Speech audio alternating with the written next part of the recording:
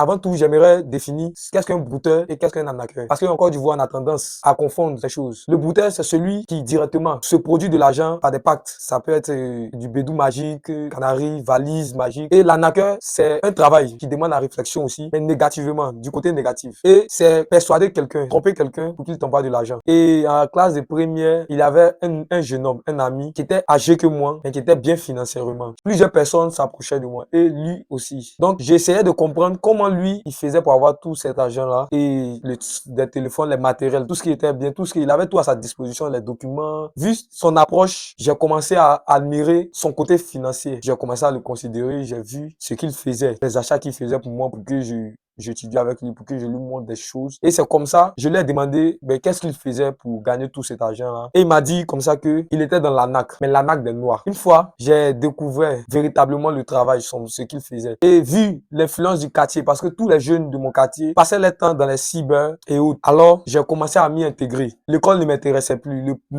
L'élection pour être président d'élèves, tout ça ne m'intéressait plus. Mais j'ai commencé à m'intéresser au broutage. Dans les débuts, j'avais pas de quoi travailler, ni l'argent pour payer la connexion et autres. Alors, je regardais, je m'intéressais plus au broutage. Et des gens du quartier ont commencé à m'aider à payer les heures que je sois dans les cybercafés afin de naviguer. Et c'est comme ça, ma vie du broutage a commencé. Et c'est comme ça, j'ai commencé petit à petit. Et j'ai eu des sommes, des premières sommes, 100 euros, 50 euros. Et j'ai commencé à vivre d'une manière différente, à vivre comme les brouteurs en général maintenant. Parce que celui qui fait de l'argent du canari et celui qui en a, ils ont la même façon de vivre, la même façon de vivre. J'ai essayé de m'entretenir. Et une fois, un ami vient me voir et me dit qu'il veut qu'on travaille ensemble. Et cet ami-là m'a fait la proposition comme ça de dire, allons-y chez une femme pour consulter, pour voir les blocages au niveau du travail pour amplifier la chance. Et je lui ai dit, bon, demain, je vais réfléchir. Et quand je suis allé toute la nuit, j'ai pas dormi. Et je lui ai dit, d'accord, allons-y. Et étant chez la femme, elle a fait les premières consultations, elle m'a dit des choses et elle m'a demandé de faire un sacrifice. Dans 4 carrefours différents, d'acheter des œufs frais où je devais casser les œufs là à chaque carrefour. J'étais du gnomi, mil, sorgho, haricots et de les donner à des femmes mendiantes qui ont des enfants jumeaux. Et j'ai commencé à marcher avec un autre ami qui était un peu plus développé, plus avancé dans l'ANAC. Et je lui ai expliqué de la manière dont tout s'est passé. Il m'a dit comme ça qu'il y avait un bon coin qu'il connaissait, qui fait des lavements avec des canaris. Et je lui ai dit, est-ce que tu es sûr vraiment que c'est pas trop dangereux? Parce qu'en ce moment, j'étais un peu méfiant. Il m'a dit non, que ce n'est pas dangereux, que lui-même il fait, que c'est ça il fait pour gagner ses jetons, ses petits jetons. Je me suis dit comme ça que vu que j'ai des clients sur la main qui me payent, qui m'envoient des fortes sommes, pourquoi pas aller au Ghana et commencer à grandir dans le broutage, commencer à grandir dans la NAC, commencer à mettre des terrains, payer des terrains, acheter des terrains, construire, faire des projets. Et on a vu des pratiquants, des gens qui travaillaient avec l'eau, la mer. Et c'est dans ça qu'on a rencontré un féticheur qui travaille avec des bouteilles. Et ce féticheur-là, il nous a fait la proposition. D'abord, il nous a lavé de 23h à 1h du matin avec l'eau, du lait et du parfum. Le lait, du parfum mélangé avec des parfums. Et après ce lavage-là, il nous a donné une poudre noire qu'on devait aller à 1h à 4h, aller parler à la mer, déclarer des paroles sur des clients, les blancs qu'on avait, ou déclarer des paroles à la mer et les siffler. Donc il a tué les pigeons là, il a fait un savon noir avec. Le savon noir, on devait se laver avec ça dans une rivière, dans la forêt. Donc je me posais la question, mais j'étais toujours rebelle parce que je me disais que non, le broutage était mieux. Malgré que je voyais, je faisais des songes où j'étais déjà mort. Et c'est comme ça, la maladie a commencé à se glorifier. Comme si je commençais à imaginer des choses. C'était un début de folie. Le pasteur, qu'est-ce qu'il a fait? Il m'a baptisé. Il m'a mis dans la liste de baptême. Donc j'ai fait le programme de baptême. Il m'a demandé, es-tu sûr de suivre Jésus-Christ et de renoncer à tout ce que tu fais au monde, tout ça? J'ai dit oui. Il m'a posé une question encore. Tu suis? J'ai dit oui. Es-tu sûr? J'ai dit oui. Et il m'a plongé dans l'eau. Et quand je suis sorti de l'eau, le lendemain, la maladie s'est intensifiée. Je suis allé à l'église où je devais reprendre la batterie. Je faisais des répétitions avec le groupe musical. Et un dimanche, le Seigneur Jésus-Christ a décidé de m'en ir comme ça. Le dimanche où je devais jouer, je me suis mis bien vêtu, en tout blanc, et je suis allé au culte. Dès que je voulais m'asseoir sur les chaises de la batterie, je commençais à me déshabiller, à me mettre nu, devant tout le peuple, devant toute l'assemblée. C'est comme ça ma folie a commencé. Shalom, peuple de Dieu, c'est Wawa Goli Patrice Prince, Axel à l'état civil, et baptisé par le Seigneur Jésus-Christ, serviteur Isaïe, de l'armée de prière et de délivrance en Jésus-Christ. J'aimerais vous partager de mon témoignage. Est-ce brouteur, auparavant frappé par la folie, délivrant Jésus-Christ? Avant tout, j'aimerais définir qu'est-ce qu'un brouteur et qu'est-ce qu'un arnaqueur.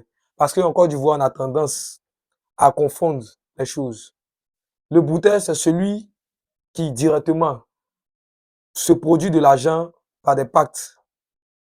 Ça peut être du bédou magique, canari, valise magique. Et l'arnaqueur, c'est un travail qui demande la réflexion aussi, mais négativement, du côté négatif. Et c'est persuader quelqu'un, tromper quelqu'un pour qu'il t'envoie de l'argent. Et ça peut arriver même à aller dans des pratiques spirituelles. Je vais vous parler de comment je suis rentré dans le broutage, comment le broutage m'a influencé. La famille vivait tranquillement bien. C'était une famille, bon, paisible, confortable, que Dieu avait béni. Et à un niveau, il y a eu des problèmes, des difficultés qui ont séparé cette famille-là. Et j'étais la première personne touchée. Les situations de la vie, l'école, la manière dont je partais à l'école, la manière dont je vivais m'attristait beaucoup et je vivais dans la douleur, dans la tristesse. Je dormais même dehors sur les tables de marché étant jeune. Je me livrais au travail étant jeune, malgré que je devais étudier, malgré mes résultats scolaires. Souvent, j'étais obligé d'aller travailler dans les maquis pour être serveur dans les maquis. Souvent, j'étais obligé d'aller faire des travaux.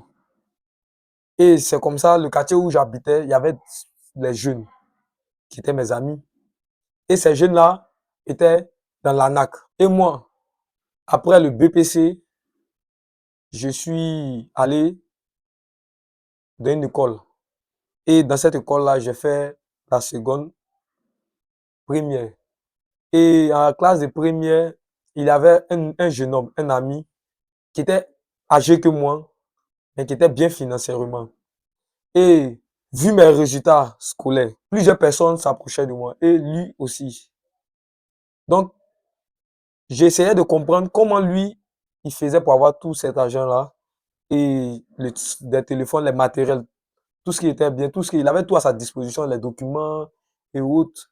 Pourtant, nous, on avait quelques documents et on était obligé de faire le cours de renfort, mais lui, il ne forçait pas. Et l'établissement aussi ne demandait pas de l'argent pour corrompre les moyens. Donc, ses résultats étaient très infimes, très inférieurs. Et vu son approche, j'ai commencé à admirer son côté financier. J'ai commencé à le considérer, j'ai vu ce qu'il faisait, les achats qu'il faisait pour moi, pour que j'étudie avec lui, pour que je lui montre des choses.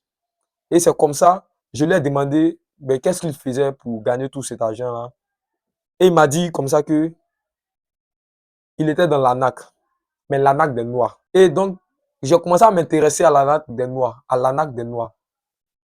Mais je lui ai demandé comment faire. Et il m'a dit que lui, il ne connaissait pas bien. En fait, il voulait me cacher le boulot d'abord. Au début, il voulait me cacher le boulot. Et donc, on continuait dans ça. Et une fois, j'ai découvert véritablement le travail, ce qu'il faisait. Et vu l'influence du quartier, parce que tous les jeunes de mon quartier passaient leur temps dans les cyber et autres. Alors, j'ai commencé à m'y intégrer. J'ai commencé à aller à fréquenter les cyber. Je laissais même les cours pour les cyber. Et mes résultats scolaires ont commencé à baisser. Mais malgré le baisse, c'était le baisse en moyenne. Ça veut dire auparavant, quand j'avais les 17, 18 de moyenne, maintenant j'avais que les 14, 13 de moyenne. Et mon papa a commencé à me poser des questions, mais qu'est-ce qui ne va pas à l'école? Tout ça, parce que l'école voulait m'élire président. Mais vu mon dévouement pour cette nouvelle activité, à quoi je pourrais gagner l'argent facilement, l'école ne m'intéressait plus. L'élection pour être président d'élèves, tout ça ne m'intéressait plus. Alors j'avais un ami aussi qui était aussi bon à l'école, qui a été élu président d'élèves. Et c'est comme ça que je suis rentré aussi à la FESI. Parce que eux tous, ils y étaient. Et j'ai fait le mouvement de la FESI. Mais j'ai commencé à m'intéresser au broutage. Dans le début, j'avais pas de quoi travailler, ni l'argent pour payer la connexion et autres. Alors, je regardais, je m'intéressais plus au broutage.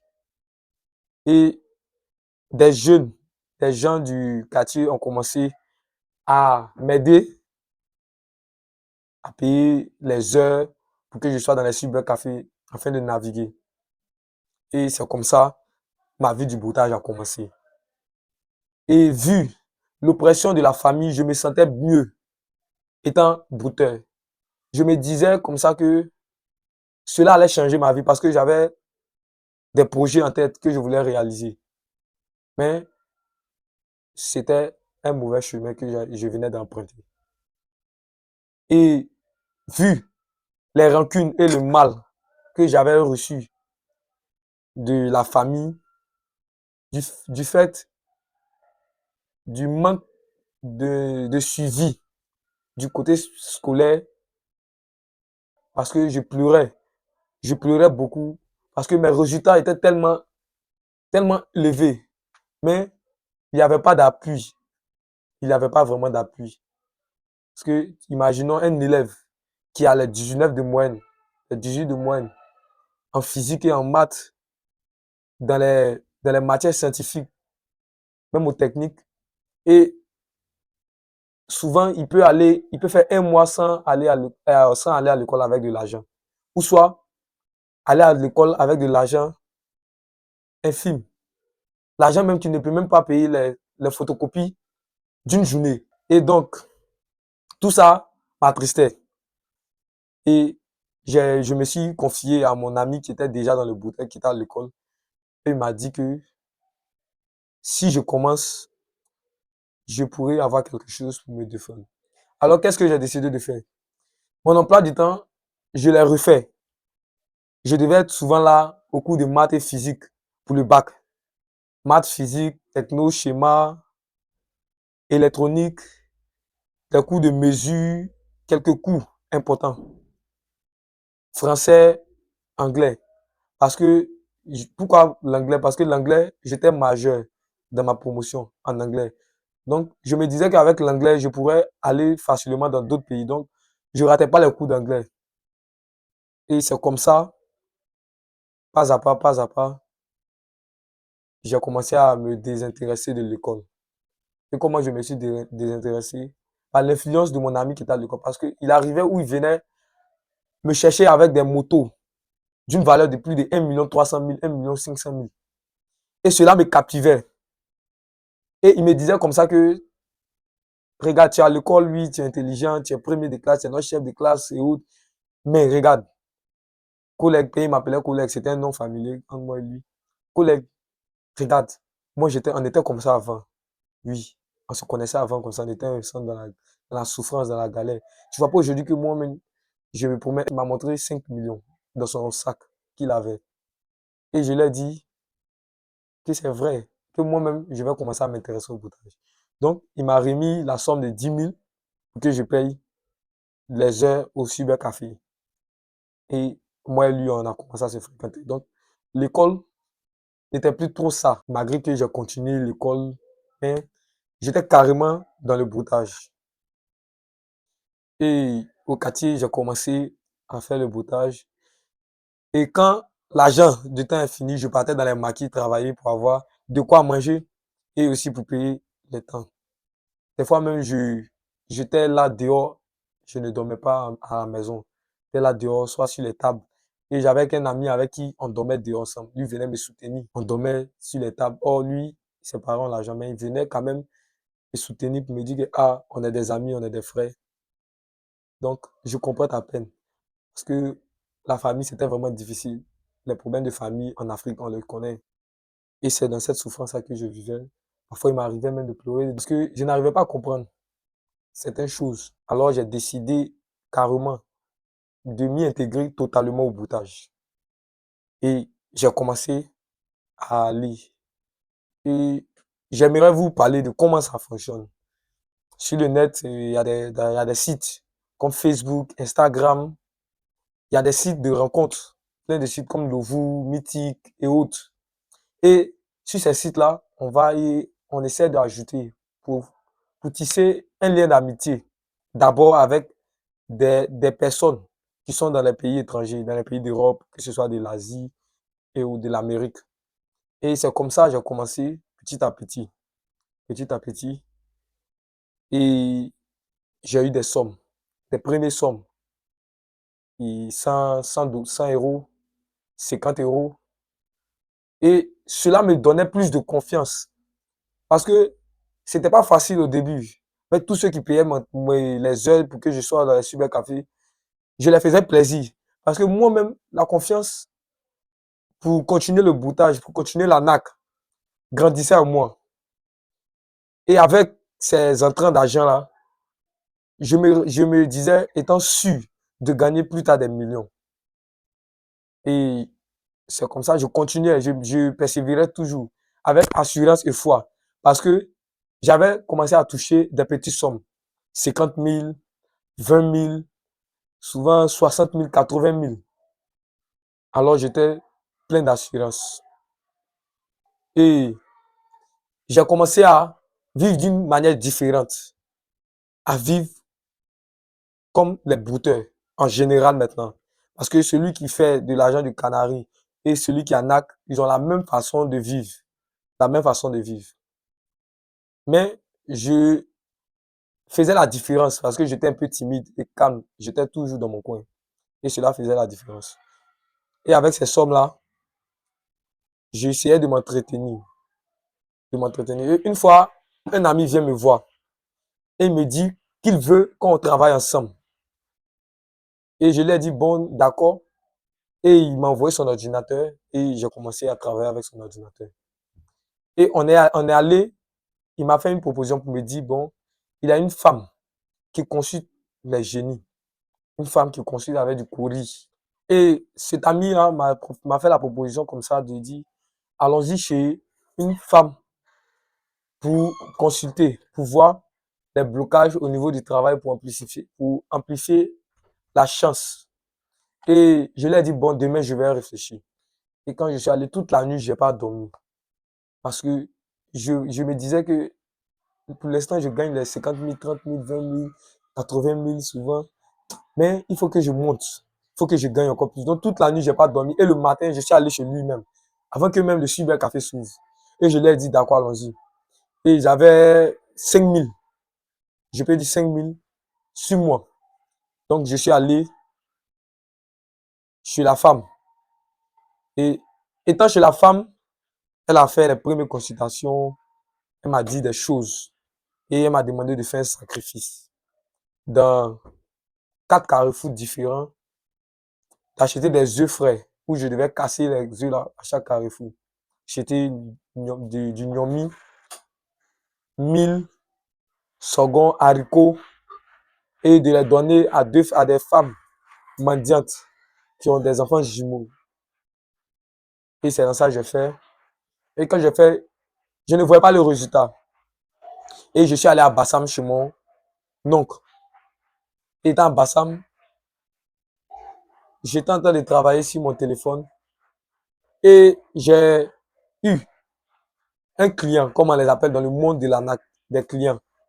Et ce client-là, le même jour, après échange d'amitié, il m'a envoyé comme ça 1 000 $. C'était la première somme que j'ai, la première grande somme, après le sacrifice de la femme que j'ai fait. Et j'ai appelé mon ami pour lui dire que, ah, j'ai eu telle somme. Et il m'a dit comme ça qu'on devait aller remercier la femme. Donc je lui ai envoyé l'argent pour aller faire les remerciements pour cette femme-là. Et j'ai commencé à marcher avec un autre ami qui était un peu plus développé, plus avancé dans la NAC. Malgré que j'étais son grand frère, mais il était plus orienté que moi dans la NAC. Et je lui ai dit que j'ai eu un client qui m'avait envoyé 1 000 $. Et je lui ai expliqué de la manière dont tout s'est passé. Il m'a dit comme ça qu'il y avait un bonoucoin qu'il connaissait, qui qui fait des lavements avec des canaris.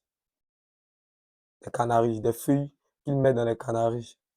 Et je lui ai dit, est-ce que tu es sûr vraiment que c'est pas trop dangereux? Parce qu'en ce moment, j'étais un peu méfiant. Il m'a dit non, que ce n'est pas dangereux, que lui-même il fait, que c'est ça il fait pour gagner ses jetons, ses petits jetons. Quand il parle de petits jetons, il parle de 600 000, 800 000, souvent 400 000 et autres. Et donc, j'ai réfléchi, mais mon idée n'est pas allée sur cette proposition-là. Donc, je continuais avec le client. Le client a commencé à m'envoyer de l'argent, des fortes sommes. 4 000 $, 3 000 $, 28 000 $. Ça a commencé à monter. Pour le client, d'abord, c'était un client canadien. C'était un client canadien. De là où j'ai tiré mon nom du boutage Canada et canadien blindé. Donc, étant à Bassam, je travaillais sur mon téléphone et j'ai fait la rencontre d'un blanc, qui vivait au Canada, qui travaillait dans la soudure, au niveau du dépôt. Voilà, c'était un travail bien payé. Et nous avons eu à commencer à échanger sur Facebook. C'était sur le site Facebook. Nous avons eu à commencer à échanger. Et dans son échange, j'ai fait une pause. Je suis allé chercher de la nourriture pour manger. Et à mon retour, j'ai vu plein de messages de sa part. Et dans ces messages, il m'a demandé la raison de mon absence. Et je lui ai dit que non, j'étais allé voir. J'ai créé, parce que j'étais quelqu'un de très intelligent. Donc, j'ai créé une manière de le tenter. En fait, de voir s'il va céder. Parce que quand on est brouteur, quand on est arnaqueur, qu'on commence à causer avec un blanc ou un client, par la façon de l'écrit, on essaie de voir si il va nous envoyer de l'argent dans l'avenir. Et c'est dans cette créativité-là que j'ai dit comme ça que j'étais allé voir s'il avait à manger à faire pour moi et ma fille. Parce que dans le broutage, j'étais du côté femme. Comme si j'étais la femme en question. Et lui, l'homme. Et il m'a dit comme ça que, est-ce que tu as trouvé de la nourriture? Je lui ai dit non. J'étais inquiet et j'étais sur le canapé en train de réfléchir. Et il m'a dit comme ça que il va m'aider. Il va m'envoyer l'argent pour la nourriture. Au fait, cette façon-là m'a convaincu que le sacrifice que j'avais fait chez la femme avait amplifié ma chance, avait commencé à m'envoyer des blancs, des clients. Et le blanc en question était sous envoûtement. Parce que tous les sacrifices que j'avais fait, que ce soit au Carrefour, chez les femmes mendiants avec des jumeaux, tous ces sacrifices-là, partager le gnome à des enfants, avaient eu de l'effet sur les blancs avec qui je causais. Et c'est comme ça, il m'a dit qu'il va m'envoyer de l'argent. Et je lui ai dit, combien comptes-tu m'envoyer? Et il m'a dit 1 000 $. Et j'étais en joie d'abord, mais j'ai pris mon calme. Et quand il a fait la transaction, que j'ai retiré l'argent, j'ai fait des gestions avec et autres. Et le blanc, j'ai contacté un ami qui était avancé. Et ils étaient dans un groupe de personnes, un groupe de brouteurs bien connus à Abidjan. Et donc, j'ai contacté cette personne-là, je lui ai dit, ah, je vais rentrer en contact avec vous, marcher avec vous, parce que votre influence, oui, ça me plaît, mais j'aimerais que vous, j'ai qu'on soit des amis. Voilà. Et ils m'ont dit, ok, pas de souci, que eux-mêmes, ils me suivaient. Ils me suivaient parce qu'avec les 1 000 $, j'ai fait des choses impressionnantes. J'ai marqué la différence. Donc, eux, ils me croyaient déjà élevé dans les sommes. Donc, eux-mêmes, ils m'enviaient. Voilà. Donc, la communication, l'amitié est rentrée facilement. Oh, c'était un groupe de brouteurs vraiment très aisé. Quand je dis aisé, dans la pratique du fétichisme. Ils ont dépassé même ce niveau du fétichisme. Et même moi, je ne savais pas d'abord. Et eux, ils m'ont fait la proposition d'un marabout qui était à Bondoukou. Et ce marabout-là se déplaçait de Bondoukou à Abidjan. Il avait de l'argent. Et un jour, ce marabout est venu sur Abidjan. Et il était à Yopougon. Donc, ils l'ont appelé pour lui dire que, ah, qu'ils veulent qu'il travaille pour eux encore parce qu'il travaille déjà avec un parmi eux. Et il est venu sur Abidjan, dans notre commune, qui est Makori, et on l'a reçu. Et il nous a donné, il nous a parlé, on a discuté avec lui, il m'a dit personnellement que de venir à Bandoukou, que là-bas, il n'y a pas de souci, côté nourriture et autres et autres. Et donc, il m'a donné des choses. Il y avait des choses écrites en arabe, il avait de l'eau, quand on appelle Nancy dit, il avait plein de choses qu'il m'a donné, des petits trucs, voilà, qu'il m'a donné. Et il m'a dit de donner le nom du client, du blanc, en fait, que j'ai arnaqué, et je l'ai donné. Et la semaine qui a suivi, le blanc m'a envoyé 3 000 $. Et ça faisait environ près de 1 million. Près de 1 million. Parce que le dollar converti en francs, c'est très faible. Près de 1 million. Et étant dans la joie, dans l'influence, je me suis surnommé Canadien. Canadien, c'était le nom que je me suis surnommé à cause de mon client. Et la semaine a suivi, il m'a payé encore 4 000 $. Après 4 000 $. Ça veut dire chaque semaine, il m'envoyait 4 000 $. Près de 1 million et quelques. Il m'envoyait chaque semaine 4 000 $. Jusqu'à ce qu'il envoie 28 000 $. Et je vivais, j'étais influent dans la commune. Nous, notre groupe, on était influents. On était influents et autres, et autres. Donc, je vivais avec un membre de ma famille. Et cette personne-là était beaucoup attachée à l'argent, aimait le luxe, le matu-vu. Parce qu'elle a vécu dans ce genre de vie-là. Et donc, moi, étant chez elle, je me sentais à l'aise. Parce que moi et cette personne-là, il y avait la paix. Parce que j'étais un jeune qui se mélangeait pas aux autres. J'étais différent. J'étais différent. Très dans mon coin, elle m'avait donné une chambre où je faisais mes activités sans la déranger, sans déranger cette personne. Et dans cette activité, je gagnais d'autres blancs, d'autres clients. Des Allemands, des Espagnols. Donc, l'argent ne me manquait plus, au fait. Mais je respectais, j'honorais toujours mes paroles avec les féticheurs et la femme. Et j'ai dit à mon ami comme ça que celui qui m'avait contacté chez la femme que je ne veux plus travailler avec la femme parce que son niveau était trop bas. Que je veux travailler avec, que j'ai trouvé une autre personne. Lui-même m'a demandé de contacter, de le mettre en contact et je l'ai mis en contact avec cette personne. Donc, j'avais de l'argent, les 300 000, 320 000, souvent les 500 000, souvent les 3 millions, souvent les 2 millions, souvent l'argent venait parce qu'il y avait plusieurs blancs qui me payaient. Mais mon blanc canadien, celui qui était du Canada, était toujours là, lui payait les fortes sommes. Il y avait un blanc allemand qui avait des biens. Il avait en possession une église il a bâti ça pour donner aux hommes de Dieu en Allemagne. Et il était chef d'une entreprise. Il était marié, mais c'était un vieux. Et ce vieux-là, la première fois, il m'a envoyé 2000 euros. Ça faisait 1 million et quelques. Et j'ai commencé à rentrer dans le milieu de la vie du bouteur. Comme ça, j'étais des téléphones de luxe. Parce que moi-même, j'aimais avoir plusieurs téléphones. Donc, j'ai acheté un téléphone 6S, un X et un 12 Pro Max. Et je ne sortais pas avec mon téléphone de travail. Et le 6S, j'ai changé le 6S pour prendre un 7 simple.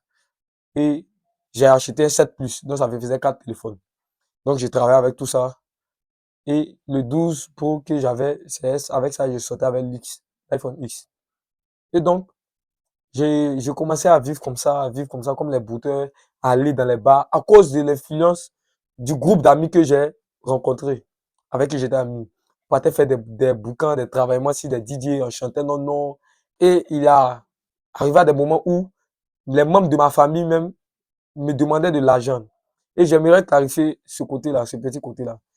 L'ANAC, pourquoi les jeunes s'intéressent à l'ANAC? Parce que c'est arrivé un moment, dans le moment où nous sommes, la famille même, sachant que j'étais dans le broutage, au lieu de me conseiller, m'encourageait même, d'autres même me demandaient de l'aide. Et comme ça, je me suis dit, à quoi sert l'école?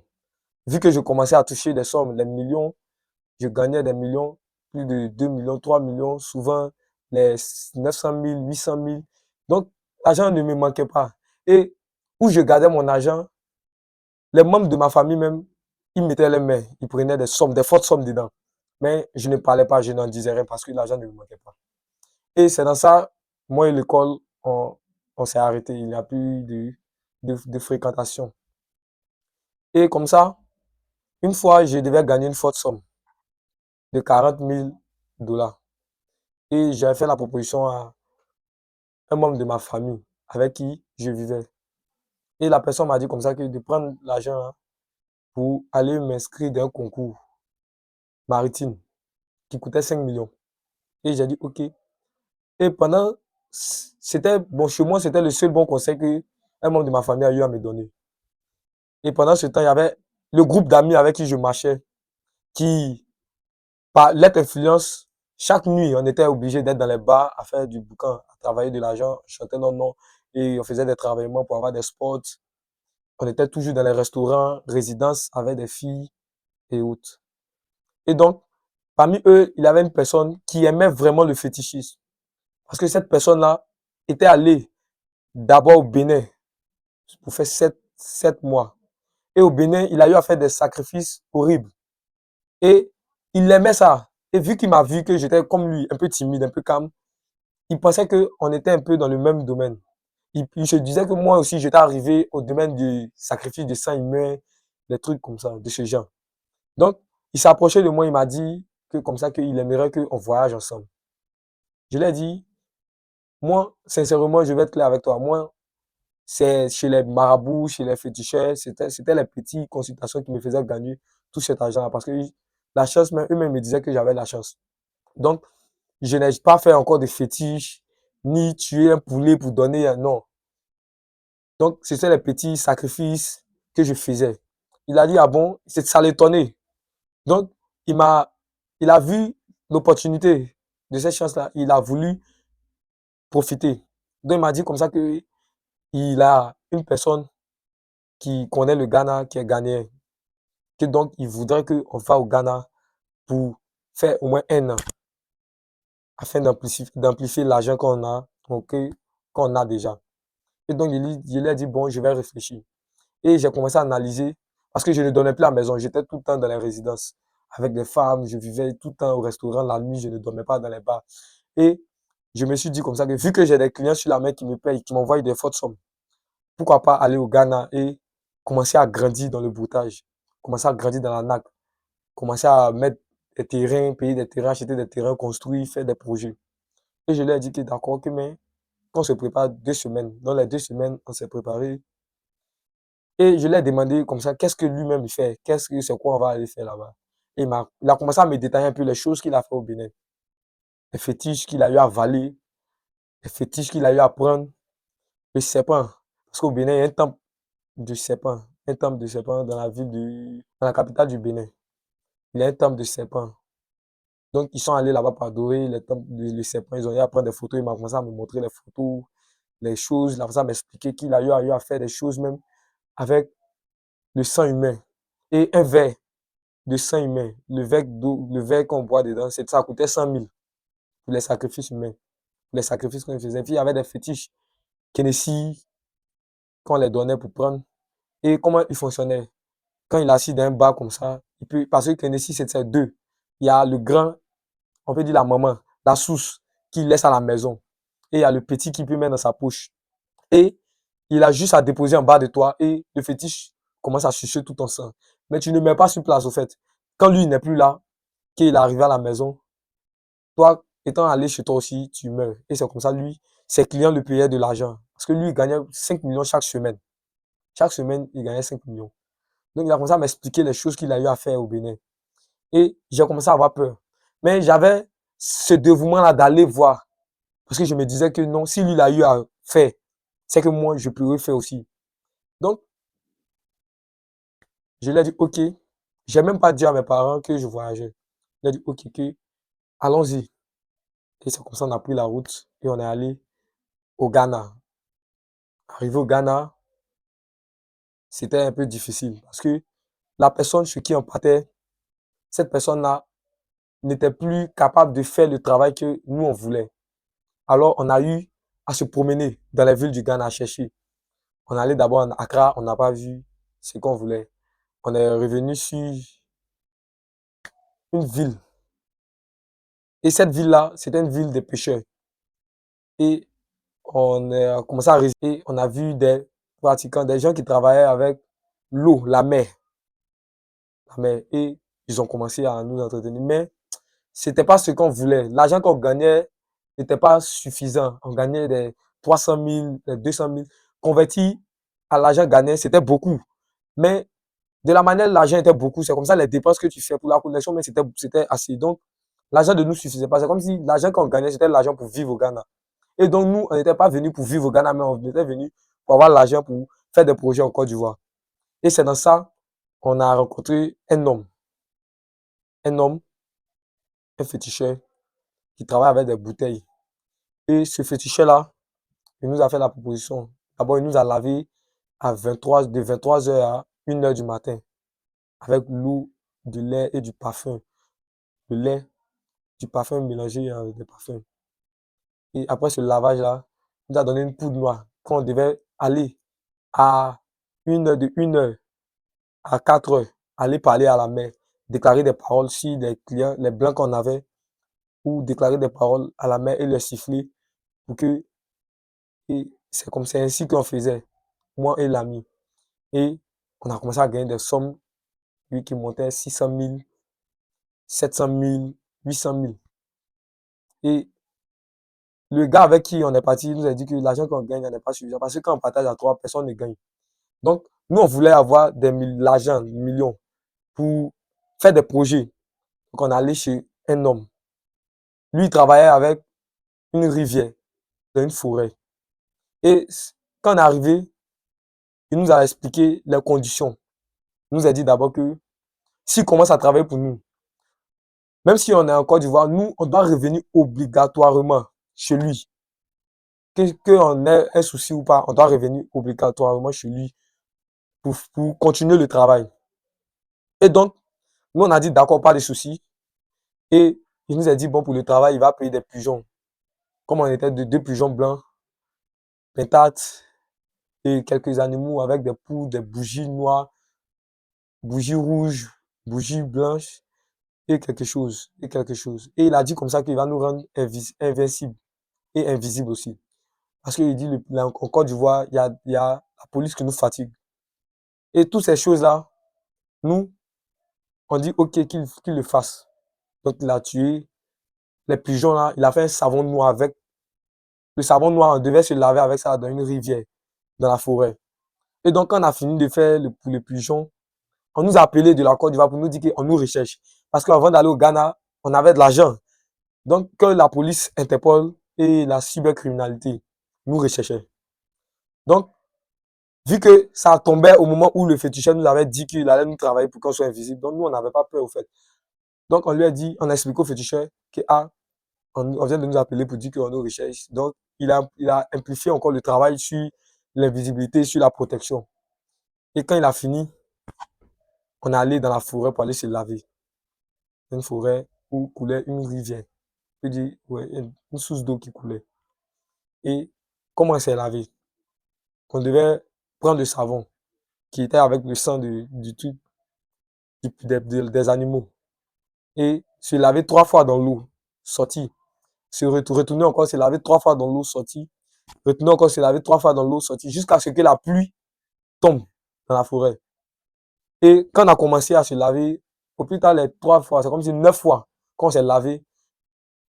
Autant où on partait à la 10e fois, la pluie a commencé à tomber. Donc, il nous a demandé d'arrêter. Il a commencé à faire des incantations dans l'eau. Et il nous a dit que le travail a pris qu'on peut voyager. Donc, il dit de ne pas avoir peur des policiers, que nous, on verra. Donc, nous, on a décidé de rentrer en Côte d'Ivoire. Et il y a des choses étranges qui se sont passées qui nous ont donné encore plus d'assurance. Parce que quand on venait sur la route, il y avait des policiers, il y avait la cybercriminalité qui était au niveau de Bassam. Non, Assini. Parce que quand tu traverses l'eau de la frontière de Noé en Côte d'Ivoire, tu trouves d'abord Assini. Et il y avait la police criminelle qui était à Assini là-bas. Et ils ont garé nos voitures. Et ils ont voulu nous fouiller, ils ont fouillé dans les bagages, ils ont vu les ordinateurs. Mais nous, ils nous ont rien dit. Les chefs les ont dit, bon, ok, on rentre. Donc, moi et mon ami, on s'est dit, on voulait parler de ça dans la voiture, mais il m'a fait un signe, donc on s'est tué.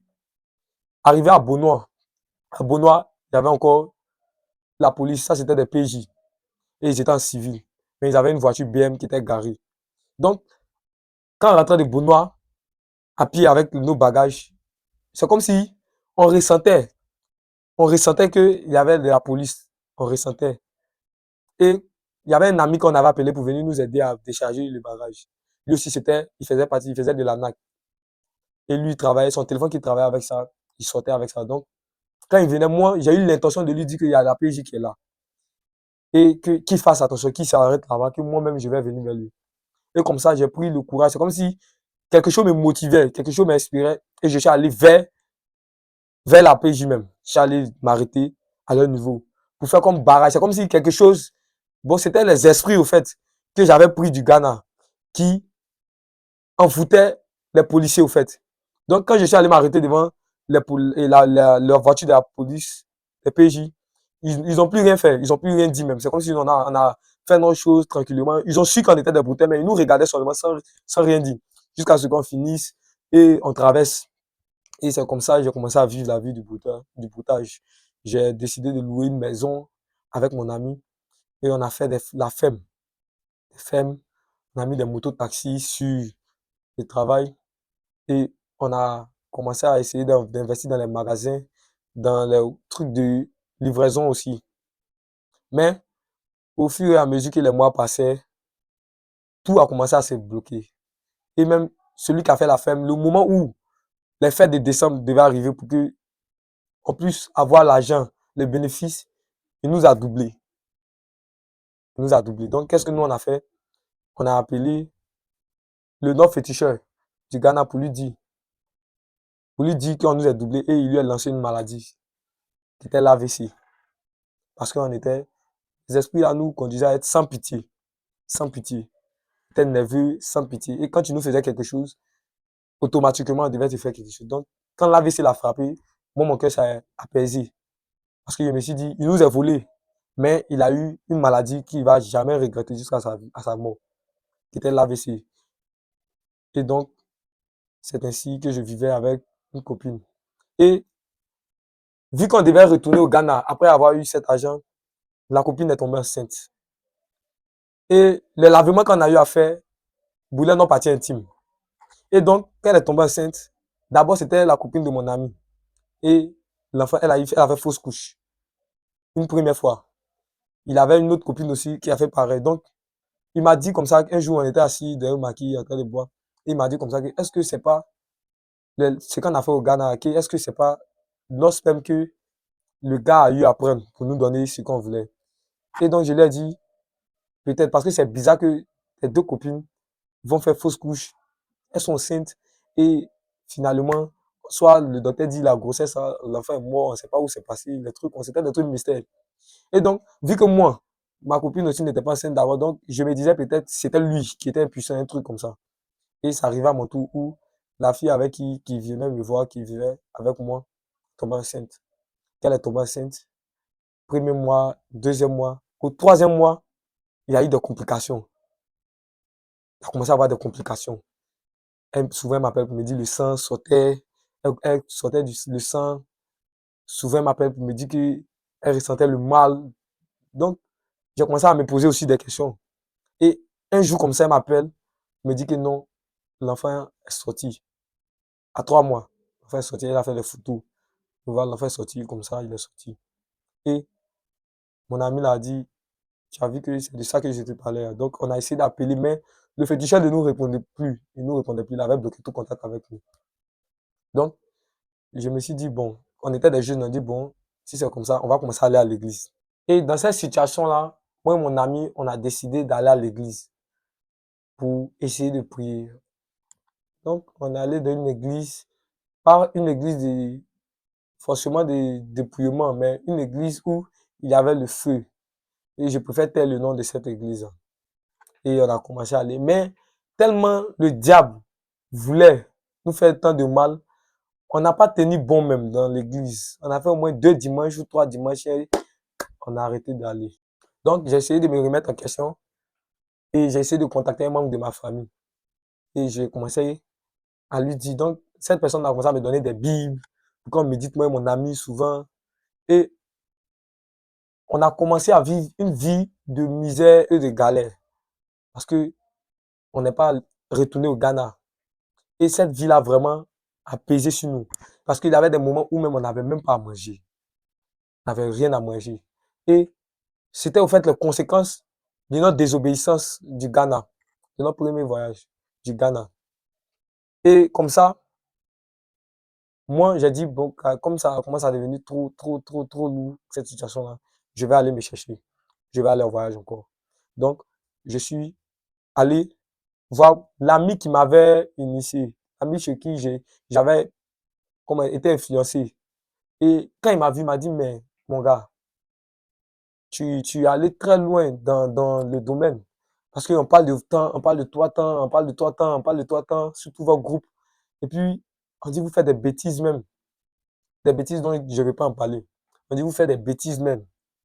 Que vous êtes arrivé d'un autre niveau, vous avez dépassé même le niveau, même dit quand vous êtes arrivé, vous partez chez les féticheurs, tout ça là. Je lui ai dit et il a commencé à me conseiller pour dire que de faire très attention. Quelqu'un même qui m'a mis, à qui j'ai voulu faire ce métier-là, ce travail-là, me dit maintenant que de faire très attention. Donc, moi, lui, on est resté en contact et je suis allé voir le grand frère qui nous avait envoyé au Ghana et je lui ai dit que, ah, en ce moment, ça ne va pas.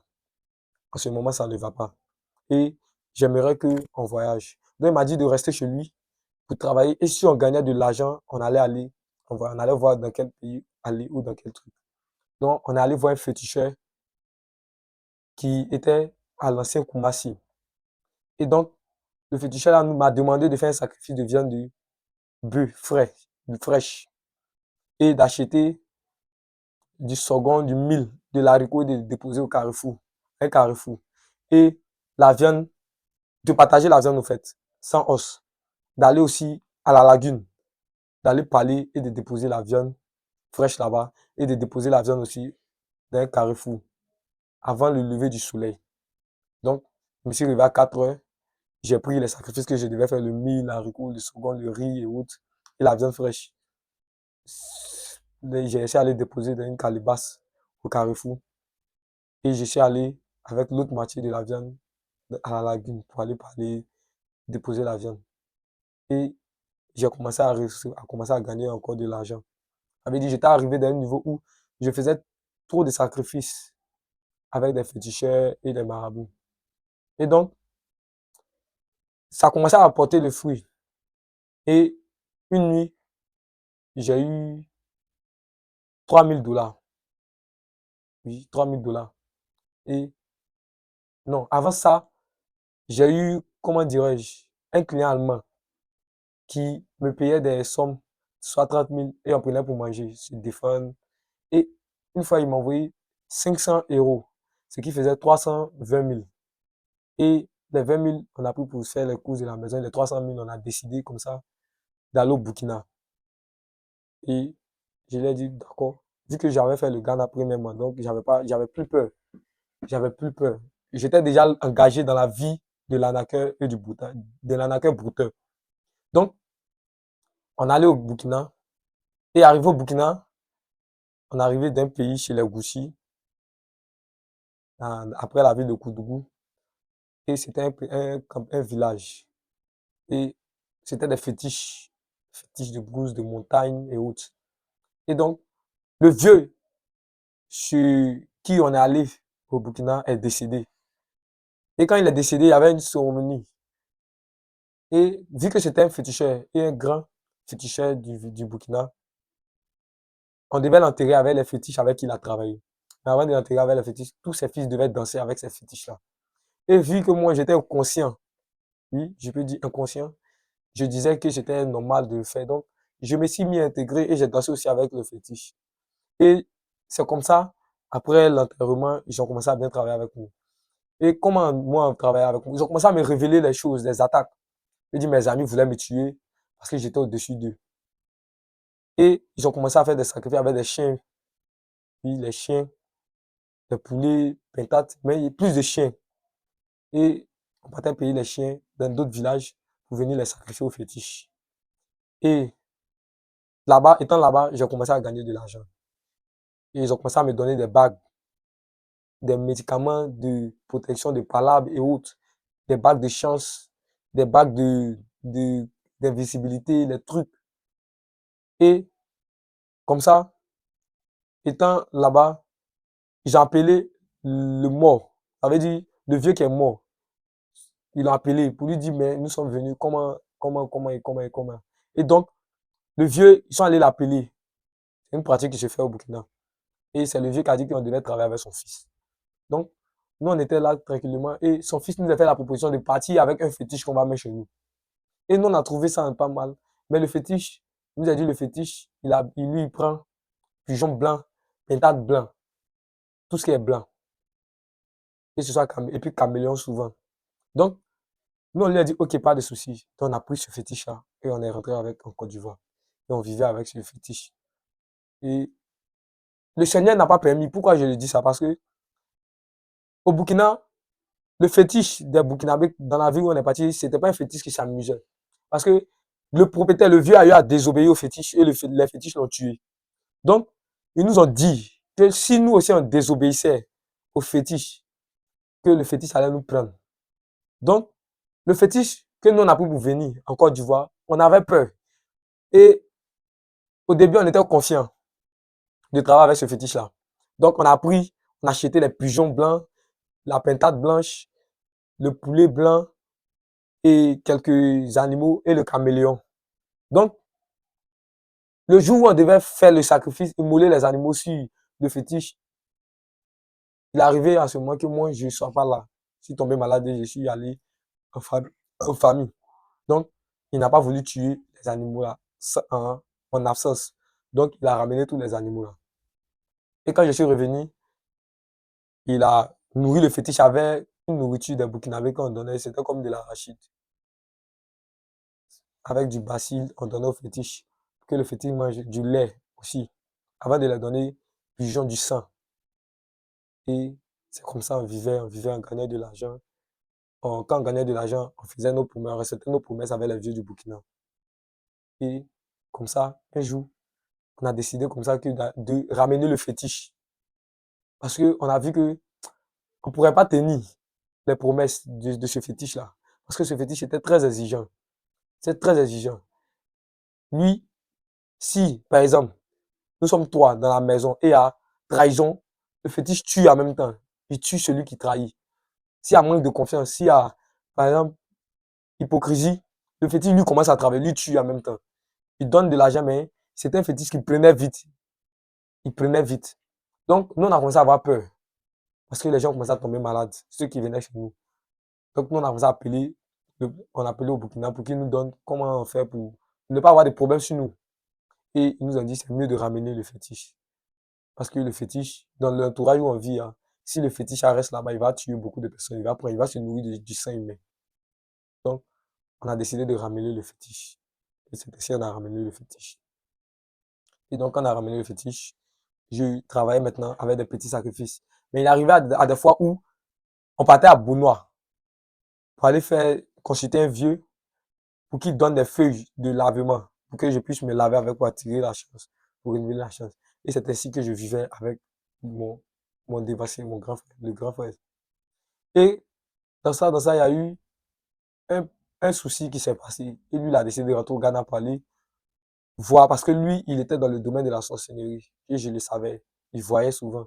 Il arrivait même à prédire des fois où je devais gagner de l'argent comme ça. Il arrivait à prédire. Et quand il est rentré au Ghana, quand il est revenu, parce que l'argent ne nous manquait pas, on gagnait de l'argent, les millions, on gagnait. Donc, il a décidé comme ça que, moi j'ai décidé comme ça que je me sépare de lui. Parce que vivre avec un grand frère dans la maison, il a commencé à voir sans trop. Et j'avais appris aussi la situation des membres de ma famille aussi. Donc j'ai décidé d'aller du côté des membres de ma famille, de vivre avec eux et de les entretenir avec l'argent. Au lieu que je vais aller faire le bouquin, tout ça, j'ai décidé de rester avec eux. Donc, restant avec eux, j'ai coupé tout contact avec le grand frère. Et il m'écrivait pour me dire, mais c'est pas comme ça, on ne laisse pas un grand frère comme ça. Donc, j'ai dit, bon, il y a quoi de bon? Il dit, non, lui, le Ghana, avec une personne. Et si moi j'ai l'argent de venir au Ghana, c'est la deuxième fois que je viendrai au Ghana. Il a dit, bon, allez, ça va pas, mais je vais essayer de voir si je gagne, s'il y a un entrant, je vais venir au Ghana derrière lui. Et c'est comme ça, il y avait travaillé des semaines. Deuxième semaine, il y a un client qui m'a payé 500 euros. Et l'argent là, j'ai pris. J'ai dit au membre de ma famille que ah, je reviens. Je vais travailler sur chantier au Ghana. Et c'est comme ça, je me suis levé un matin. J'ai pris mes ordinateurs et autres. Et je suis allé au Ghana. Et arrivé au Ghana, je vivais tranquillement. j'étais arrivé chez sa maman où eux-mêmes ils adoraient un génie de brousse. Et c'est dans ça on est allé dans un royaume, à Kassoua, avant d'arriver à Accra. Kassoua. Donc là-bas, on vivait chez un féticheur guérisseur. Et lui travaillait avec la mer et une rivière qui entourait le royaume de Kassoua. Et il était bien connu là-bas. Il avait même des biens. Et il avait un génie, le génie de l'eau. Et c'est avec ce génie-là que nous, on avait arrivé, on voulait commencer à travailler. C'est comme si on avait laissé les fétiches, parce que les fétiches étaient trop bas maintenant. On est arrivé au niveau génie.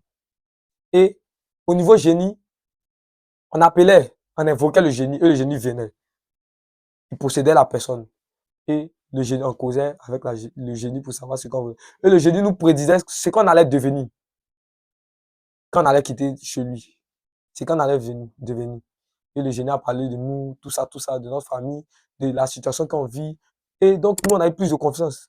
Parce que quand tu quittes dans le fétiche, tu n'as plus peur. Donc, génie, tu te dis que c'est la même chose.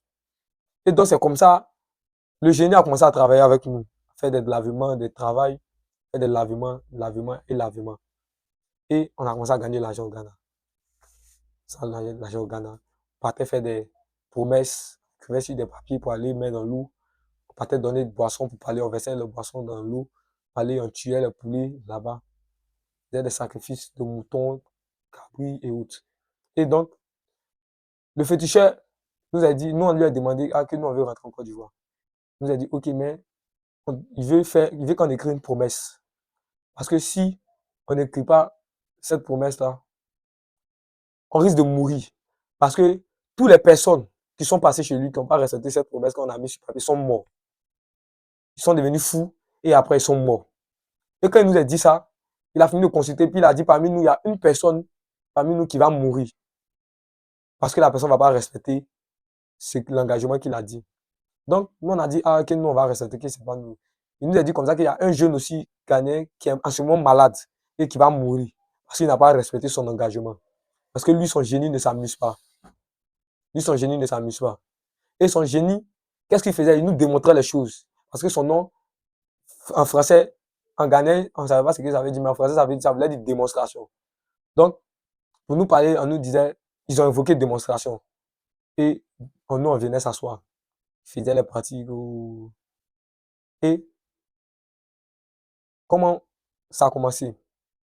Après le lavement et autres, on a écrit sur le papier que on veut gagner 5 millions chacun. Et si on gagne les 5 millions là, on va lui offrir un bœuf chacun. C'est comme si c'était 2 bœufs. Et de l'argent. Et de l'argent. Et donc on a écrit sur le papier, on a écrit le nom des clients. Et moi, il m'a demandé de prendre un cadenas, de mettre une clé et d'aller jeter au carrefour. Donc j'ai fait ça. Et donc, quand on a fini de faire les promesses, il a déposé, il a tué des animaux, il a dit encore que si on ne respecte pas, que lui, il s'amuse pas, que lui tue vraiment.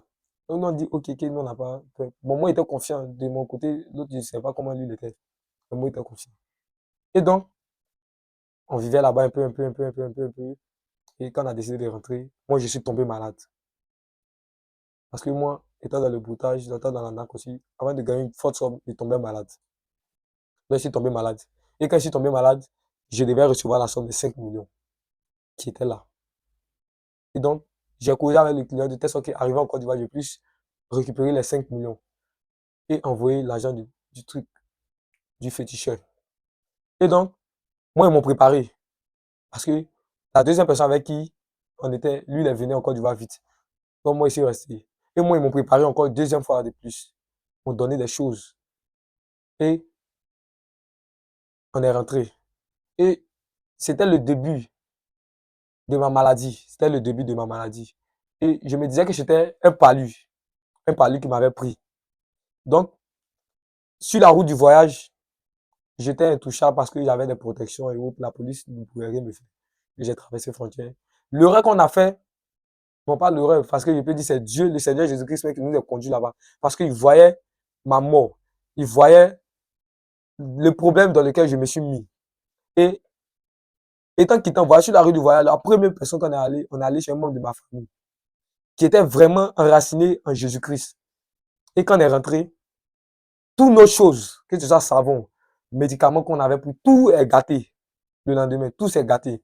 Et cette personne a même brûlé tout ce qu'on est venu avec, parce qu'on avait laissé ça chez elle pour aller où nous on était. Et donc le lendemain, quand on est venu, on voit que tout est gâté, et tout a été brûlé aussi. Et quand ça a été brûlé, moi, ma maladie, ça allait un peu.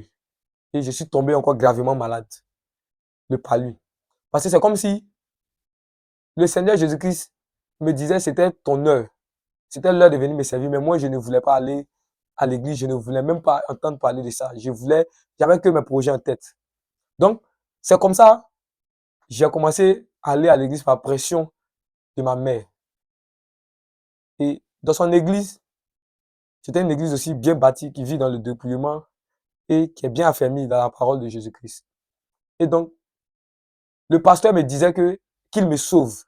Souvent, en fin de culte comme ça, il disait, sauvez l'enfant parce qu'il est en train de mourir. Parce que moi, je continuais mon boutage, malgré que je venais à l'église. Je faisais des dîmes pas possible. Et donc, le pasteur a reçu cette vision-là de moi. Et en fin de culte comme ça, il disait, au micro, hein, sauvez l'enfant là, sauvez le fils de telle personne parce qu'il est en train de mourir. Aidez l'enfant là, priez pour l'enfant là. Donc, j'ai commencé à faire des rêves. C'est comme si j'ai commencé à avoir des visions où je voyais comme le déjà vu qui se glorifiait vraiment, mais c'est comme si je peux voir quelque chose à mettre qui se passe à mettre à la seconde. Et c'est comme ça que j'ai vu mon funérail en rêve. Et j'ai eu peur. Donc j'ai commencé à m'incarner vraiment, véritablement dans l'église. J'ai commencé à me mettre aux activités de l'église et autres. Donc le pasteur, qu'est-ce qu'il voulait faire? Il voulait me piéger parce que je ne voulais pas confesser. Je ne voulais pas dire au fait ce que j'étais. Quand il me demandait, je disais que je travaillais, que je partais toujours à l'école. Donc, il y avait les membres de l'église même qui ont commencé à faire mon CV pour aller déposer dans les grandes sociétés pour que je commence à travailler. Quand ils ont commencé, les membres de l'église ont commencé à faire mes CV pour que je commence à aller travailler, vu mon niveau d'études. Donc, je me disais que, ah, ok, cette église est bien, mais le pasteur voulait que je confesse, au fait. Il voulait que je lui dise la vérité parce que lui, il voyait, il avait cette vision-là. Il voyait déjà il voyait ma mort, mais il savait que j'allais pas mourir. Donc, il était un peu confiant, mais il voulait me laisser puni parce que c'est comme si, quand il parlait, quand il me voyait, à chaque moment qu'il me voyait, il voulait toujours me parler. Il voulait toujours me donner des conseils, toujours m'encadrer. Et souvent, il tapait dur, souvent, il me parlait durement. Et je me disais, mais lui, il cherche à faire quoi? Que je devienne comme lui pasteur ou bien que je m'intègre encore au groupe musical pour reprendre la batterie parce que c'était mon don que le Seigneur Jésus-Christ m'avait donné dans le ventre de ma mère. Donc, je me posais la question, mais j'étais toujours rebelle. Parce que je me disais que non, le broutage était mieux. Malgré que je voyais, je faisais des songes où j'étais déjà mort. Et c'est comme ça, la maladie a commencé à se glorifier. Comme si je commençais à imaginer des choses. C'était un début de folie. Mais on me disait comme ça que j'étais le palu de garçon, comme les Africains l'appellent. Le palu de garçon. Et donc, le pasteur, qu'est-ce qu'il a fait? Il m'a baptisé. Il m'a mis dans la liste de baptême. Donc, j'ai fait le programme de baptême. Et il m'a baptisé. Et quand il m'a baptisé dans l'eau, il m'a demandé, es-tu sûr de suivre Jésus-Christ et de renoncer à tout ce que tu fais au monde, tout ça? J'ai dit oui. Il m'a posé une question encore. Tu suis? J'ai dit oui. Es-tu sûr? J'ai dit oui. Et il m'a plongé dans l'eau. Et quand je suis sorti de l'eau, le lendemain, la maladie s'est intensifiée. C'est comme si je n'arrivais plus à me maîtriser. C'était le début de la folie, mais ça se calmait. Comme si ça vient et ça se calme. Et donc, on se disait que j'étais le palu. On me traitait avec le palu, le palu, le palu. Et je suis allé à l'église où je devais reprendre la batterie. Je faisais des répétitions avec le groupe musical. Et un dimanche, le Seigneur Jésus-Christ a décidé de m'en ir. Comme ça. C'est quand on est rebelle, forcément, on est chicoté. Parce que j'avais refusé de servir Dieu. Or, j'étais consacré à lui. Et donc, le dimanche où je devais jouer, je me suis mis bien, tout, bien vêtu, en tout blanc. Et je suis allé au culte. Dès que je voulais m'asseoir sur les chaises de la batterie, on commençait à me déshabiller, à me mettre nu. Devant tout le peuple, devant toute l'assemblée. C'est comme ça ma folie a commencé. Et ils ont essayé de me maîtriser. Mais quand on me laissait, je partais encore, je me déshabillais. Et j'ai appelé mon papa Jaman. Il est venu me prendre et on allait chez lui. Il a appelé même des pasteurs, des mamans pasteurs, des guérisseurs. des personnes qui venaient chez lui pour me guérir de cette maladie-là, de cette folie-là. Et quand ils viennent, je voyais dedans, je voyais des pratiquants, des pasteurs, des docteurs qui venaient, mais je me disais qu'on me faisait souffrir. Je me disais que ce que je faisais était normal. Oh, j'étais fou, j'étais fou. Mais ça se calmait. Et c'est comme ça, mon papa ne voulait pas que je retourne à l'église. Il se disait trouver la solution lui-même. Et il avait une église où on partait à Angré, situé à Angré. Où on partait, donc on partait là-bas, et autres, et autres, et autres. Et la maladie s'est intensifiée. J'ai commencé à être agressif, brutal. Ça a tout cassé dans sa maison. Et je me rappelais que ce sont les pactes que j'ai eu à signer, toutes les choses que j'ai eu à faire. Et surtout, la promesse du dernier voyage avec le génie que j'ai pas eu à respecter. Parce que je suis pas allé au Ghana. Je suis faute de ma maman. Parce qu'elle n'a pas voulu me laisser aller honorer la promesse que j'ai faite. Donc, il a vu que j'ai commencé à être agressif. Et il a eu contact de l'église armée de prière et de délivrance en Jésus-Christ. Et c'est comme ça que je suis venu à l'APD, à l'armée de prière. Moi, ils étaient situés en Badon. Et donc, quand je suis arrivé là-bas, moi, je suis arrivé en tant un état normal d'abord. C'était calme. Et après, la maladie a commencé à se glorifier. Ça a été agressif. Et quand on priait pour moi, on priait pour moi, on priait pour moi, ça se calmait. Mais j'ai commencé à être agressif encore. Et jusqu'à ils m'ont enlevé parce que je faisais trop de bruit, je ne dormais pas la nuit. Il y avait des esprits que je voyais la nuit. Il y avait des animaux dangereux que je voyais. J'avais aussi la présence de Dieu que je voyais, qui était sur moi, qui me protégeait. Comme si je voyais des lions qui étaient autour de moi, comme des gardes corps. Des lions qui étaient là. Je voyais des anges, souvent des démons, des esprits vilains, pas possible, que je voyais la nuit. Donc, j'arrivais pas à dormir. Et quand je voyais des esprits, je criais la nuit. Je criais parce que la folie, ça m'avait emporté un niveau où les dons de vision s'étaient activés. Donc, je voyais des choses pas possibles. Mais quand c'était des anges ou des lions qui étaient à côté de moi, comme si des panthères, souvent des panthères que je pouvais toucher, caresser, mais que personne ne voyait, que moi, ce que je voyais, je pouvais m'asseoir comme ça, à parler, et je les voyais se déplacer, genre comme s'ils me protégeaient. Et c'est comme ça, ils m'ont envoyé dans un autre camp, à Blablata. Parce qu'on se disait que je ne sais pas comment ça s'est passé là-bas, mais ils m'ont envoyé dans un autre camp à Blablata. Un autre camp APD, de l'armée de prière. Et commençait à être agressif. Agressif. La folie a commencé à se démontrer. Les esprits de mort, les esprits de folie, les esprits, le génie même. Souvent, j'étais là et j'entendais la voix du génie. Parce que sa voix est restée dans ma tête. Souvent, j'étais là et je voyais les fois où je dansais dans les funérailles. Souvent, j'étais là et les images où je me lavais dans le lac, dans la rivière, dans la forêt. Souvent, j'étais là et je voyais les sacrifices que je faisais. Souvent, j'étais là et je n'arrivais pas à dormir. Donc, j'étais obligé de chanter la nuit. Je ne pouvais pas dormir. J'étais oppressé. Tellement oppressé que j'étais méfiant. Je voyais tout le monde en démon, même des êtres humains. Tous ceux qui s'approchaient de moi, je les voyais en démon. Je voulais me battre avec eux. Je les tabassais, je les frappais. Je criais et je me voyais dans un autre monde. Et pendant ce temps, j'ai vu, j'ai vu quelque chose qui a changé vraiment mes pensées. Je peux dire, cette personne-là m'a guéri. Une nuit, comme j'ai eu une vision où je voyais le soleil, bon, on peut dire la lune, parce que c'était la nuit, sourire avec moi. La lune sourit avec moi. Et je disais, Seigneur Jésus, dont tu existes. Et je me suis levé et je me suis levé, j'ai trouvé ma mère à côté de moi. J'ai commencé, comme si je me suis levé, elle était venue avec la nourriture, mais c'était pas elle qui était mon problème. Je fixais toujours la lune. Et pour elle, elle voyait la lune. Mais moi, je voyais pas la lune. Je voyais une lumière, une forte lumière. Et je parlais à cette personne, à cette lumière pour dire que donc c'est comme ça que tu existes. Et je criais, j'ai vu Jésus, je vois Jésus, je vois Jésus. Et mais ceux qui étaient là ne comprenaient pas ce que je voyais, ce que je ressentais. Et à partir de cet instant, j'ai commencé à être calme. J'ai commencé à avoir cette paix-là. Calme, Marie qui était dans la folie.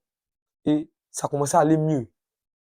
Ils ont commencé à me laisser m'asseoir tranquillement dans les coins, aller souvent en prière pour moi. Et c'est comme ça, j'ai commencé.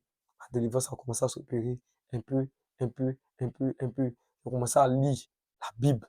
J'ai commencé à m'intéresser parce que cette lumière que j'avais vue là m'a donné encore plus d'espoir. Parce que étant dans le monde, j'avais un péché que je disais. Je disais que Dieu n'existe pas à cause de la situation que j'ai vécue, à cause de la souffrance. C'est vrai, je ne veux pas trop parler de cette souffrance-là pour ne pas qu'un jeune se dit que, mais si je souffre, je peux aller dans le broutage.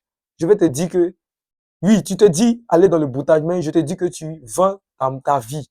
En fait, tu vas creuser ta tombe. Parce que l'argent que tu vas avoir, c'est combien d'échanges de ta vie. Et quelles que soient les promesses que tu vas faire, quels que soient les animaux que tu vas leur donner, tôt ou tard, tu vas mourir soit par accident, soit par folie et par la mort. Donc, cette lumière que j'ai vue m'a vraiment fait du bien. Et j'avais commencé à décider à m'intéresser, mais je ne voulais pas servir Dieu. Et maman me disait comme ça que, tu sais que, étant petit, nous, on t'a consacré à Dieu étant dans mon ventre. Et je m'énervais. Donc, comment les esprits revenaient par la colère. Donc, le pasteur, le responsable d'ici a dit qu'il ne faut pas qu'on me mette en colère parce que il doit aller, ça doit aller pas à pas, pas à pas, pas à pas. Et c'est comme ça, on évitait la colère avec moi. Parce que quand je me mettais en colère, les esprits revenaient, la folie revenait, le dragon, l'esprit guerrier qui était en moi, le génie même m'avait possédé. Le génie de Kassoua m'avait possédé parce que là-bas, il me disait qu'il aimait mon affaire, qu'il voulait travailler avec moi. Il m'avait possédé. Donc, Marie, que la situation est stable. Parce qu'on priait pour moi, les serviteurs de Dieu, les servants de Dieu venaient prier pour moi. Et souvent, les soirs, j'arrivais et j'entendais les chansons du génie en moi. Comme si le génie me soufflait ces chansons. Et j'entendais ces chansons. Et j'étais aussi apaisé. Donc, j'étais en deux mondes. Et parce que je venais de rater la mort. Pourquoi la mort? Parce que je voyais la mort, comme je l'ai dit auparavant, je faisais des visions où je voyais la mort, mon funérail. Donc, à l'APD, quand on priait, le Seigneur a commencé à révéler à ses servantes ma vie, les codes, les trucs que j'ai eu à faire, les max, les guerriers, les esprits guerriers qui sont en moi, le génie. J'avais même des anges dessus, Belzébul, Azazel. J'avais les anges comment on dit ça, du numérique, de l'internet et autres. Et quand le Seigneur a commencé à révéler à ses serviteurs, à ses servantes, ils ont commencé à me donner des moments de jeûne. Et je faisais, souvent il arrivait à des fois où je buvais de l'eau, mais j'ai commencé à prendre conscience parce que j'étais maintenant épanoui. Plus de chaînes, j'étais apaisé parce que les prières même me faisaient du bien. Les prières me faisaient du bien. Parce que chaque fois, je rentrais en salle, on priait pour moi, on priait pour moi, on priait pour moi. Et quand j'ai commencé à prendre conscience, j'ai commencé à m'intéresser, on m'a dit, tu es serviteur de Dieu. Non, j'ai dit non. Et je me remettais en question, j'ai dit, mais toutes ces choses que j'ai eu à faire dans le monde, mes fermes, mon argent qu'on me doit, tout ça, que je vais juste guérir, vu que ça va, et retourner à Abidjan. Et au début, c'était comme ça, c'était mon idée qui était là. Parce que j'étais toujours attaché à mes choses du monde. Et c'est comme ça, le Seigneur Jésus-Christ a commencé à me transformer. L'amour de son œuvre a commencé à revenir. Il a commencé à m'intéresser plus, m'approcher des gens, à rire, avoir la paix, avoir la joie avec tout. Et j'ai commencé à gêner moi-même de mes propres grés. Quand on me donnait les jeux de jeûne, je prenais avec vie et je gênais. Et c'est dans ça. Le dernier jeûne que j'ai eu à faire, 5 jours sec, et en ce temps-là, je ne voulais pas faire parce que j'avais trop gêné. Et j'ai dit comme ça au responsable que, j'ai trop gêné, est-ce que je peux pas faire 2 jours monter, descendre, 3 jours sec? Et il m'a dit non, que de gêner avec, de faire les 5 jours secs que Dieu va faire. Et c'est comme ça que j'ai commencé. Au troisième jour, c'est là que j'ai obtenu ma délivrance. Parce que l'esprit, si on entend ça, l'une servante de Dieu a commencé à faire des visions, déclarer des choses. Et l'esprit a commencé à se manifester. Le génie a commencé à se manifester, l'esprit guéri, l'ange dessus. Tout ça a commencé à se manifester. Mais le Seigneur n'a pas permis à ce que ces esprits restent en moi. Il a retiré tous les codes de la sirène. Parce que j'étais envahi à un niveau de la sirène, pas possible. Parce que dans le monde, il y avait tellement de copines, je savais tellement de filles, des titoqueuses, tellement de filles, pas possible. Donc, le Seigneur a commencé à retirer tous ces codes-là, de la sirène, tous ces codes de l'esprit de mort, du dragon, de l'esprit de folie, des anges déchus. Et c'est comme ça, le Seigneur m'a délivré. Son esprit s'est répandu dans la salle et il a eu à parler en langue. La servante de Dieu a eu à parler en langue. Et en traduction, le Seigneur a donné des garanties à ses esprits là, pour dire que je suis son oint, son choisi, qu'on ne touche pas à moi, tout ça, ça m'a donné plus d'assurance. Et c'est comme ça que j'ai eu ma délivrance. Alors, j'aimerais dire à tous ces jeunes en Côte d'Ivoire, que ce soit dans le monde, qui sont, qui vivent cette situation-là, la pression familiale, ou qui se sentent attristés et qui sont dans le boutage. Je voulais vous dire que c'est vrai, c'est une belle vie, qu'on se dit vivre, mais en réalité, ce n'est pas une vie qu'on vit, c'est une vie de mort, une vie auquel on finira tout à mal. Parce que la plupart de ceux que j'ai connus dans le boutage, qui étaient des arnaqueurs, ont fini soit en prison, soit morts par accident, soit morts, soit sont devenus fous et autres. Et j'aimerais t'envoyer pour te dire, Jésus-Christ de Nazareth délivre, il sauve et il guérit. S'il l'a fait pour moi, il peut le faire aussi pour toi. Toi qui es dans le boutage, toi qui es arrivé à un niveau où tu vis avec les fétiches, à un niveau où la folie a commencé à te prendre, à un niveau où tu as commencé à parler seul, à être fou, tu as commencé à être même féticheur. Parce que oui, j'étais comme toi, j'ai passé par là. Et je connais la souffrance, je connais cette souffrance-là qui nous emmène au boutage. Je connais ce mal-là, cette douleur-là, cette tristesse-là qui nous emmène au boutage. Mais regardez à ma vie, regardez à mon témoignage. La folie qui m'a pris n'était pas de l'amusement. Et cette folie-là a failli, c'est comme si c'était une folie pour la mort, ensuite pour la mort. C'était pas une folie pour être fou, non. C'était une folie par laquelle j'allais terminer par la mort. Et Jésus-Christ n'a pas regardé à ça. Il a regardé à mon âme, à son enfant que je suis. Et il m'a envoyé dans sa présence pas à pas directement. Mais il m'a pris pas à pas, jusqu'à aujourd'hui, il m'a retiré de tous ces esprits-là. Et toi, jeune, toi, grand frère, toi, ami, qui est encore dans la folie, qui fume la drogue, oui, parce que étant dans cette vie-là, tu vas consommer la drogue, la cigarette, plein de choses. Je vais te dire que ce n'est pas trop tard, parce que Jésus-Christ, c'est la solution. Oui, plein de bouteurs, vous allez dire plein de bouteurs sont fous. Est-ce que j'ai lui-même, il était réellement bouteur, il était réellement fou? Oui, j'ai été réellement fou. J'ai été réellement dans le boutage. Et j'ai des preuves pour vous montrer que j'étais vraiment bouteur. Et j'ai des preuves même pour vous montrer que j'étais vraiment dans la folie.